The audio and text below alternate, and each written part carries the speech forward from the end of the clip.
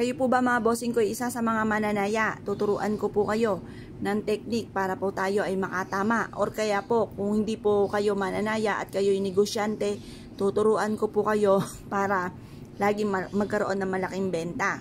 Or kaya, lagi na lamang po kayo po'y walang pera, pero syempre mga bossing, lagi yung tatandaan, ito'y pamamaraan lamang or sangkap lamang para tayo maging matagumpay. Numero 1, sipag at tiyaga para makamit ko ano man ang mga pinapangarap.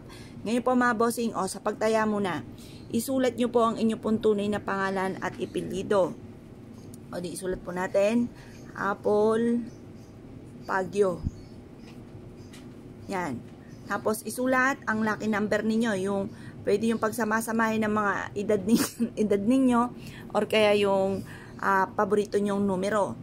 Di edad na lang po muna namin. Di ang aking anak na bunso ay 10. Ang anak kong panganay ay 19. Ako ay 41. Ang mister ko ay 43. Ay di may dalawa na lang tayong numero na kulang.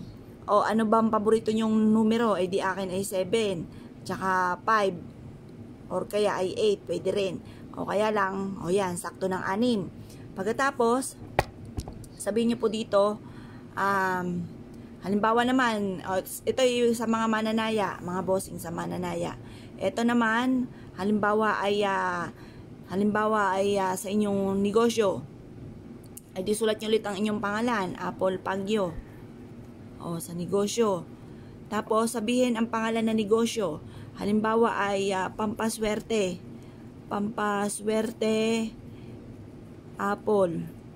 Yan, kasi ganyan po yung aking pangalan sa negosyo ko. Tapos, sulat nyo po dito, magkaroon ng malaking benta araw-araw.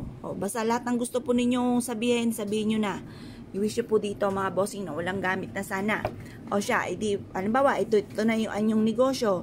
Ito yung sa pagtaya. Hindi ka naman, wala kang negosyo, hindi ka tumataya. Ang i-wish nyo po dito, yung mga pangarap naman ninyo. Bukod sa inyong trabaho, kung kayo po yung walang negosyo, dapat may trabaho. Kasi ganun talaga mga bossing, wala pong isang click lamang ay may pera ka na. Or kaya naglakad-lakad ka lamang ay makapulot ka ng pera, walang ganun. Sa mga pinikula lang po yun. Kaya kailangan, kulang negosyo, may trabaho. Sabihin nyo po dito, ganun po uli, Apple Pagyo, kung ano po yung pangalan po ninyo, sulat nyo po dyan. Halimbawa sabihin nyo po dito, ma-promote na ako sa aking trabaho, yan. Kung ano man po yung gusto niyo po maganap sa buhay po ninyo, yun po inyo pong sasabihin. Or kaya, madagdagan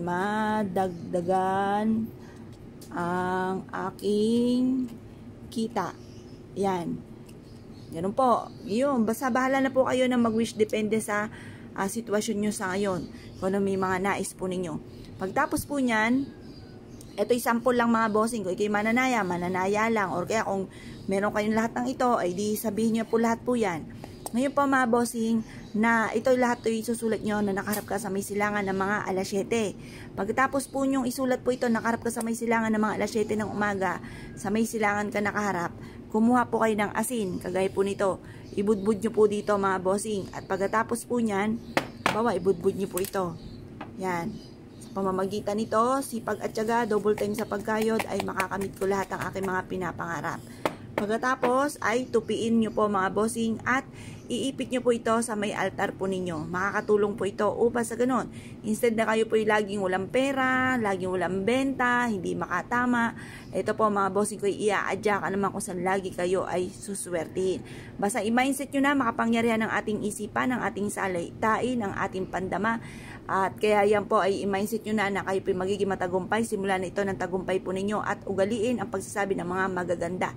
Kalimutan ng mga pangit, yung mga pangit ipagdadasal para hindi magkatotoo mga bossing. Or malampasan ko naman ng mga pagsubok na pinagdadaanan. Ang laging sasabihin panay mga magaganda at ganoon din ang ating mga iisipin. Kaya kung kayo pinaniwala at nais po itong gawin, ay siya mga bossing ko, good luck bossing po lahat.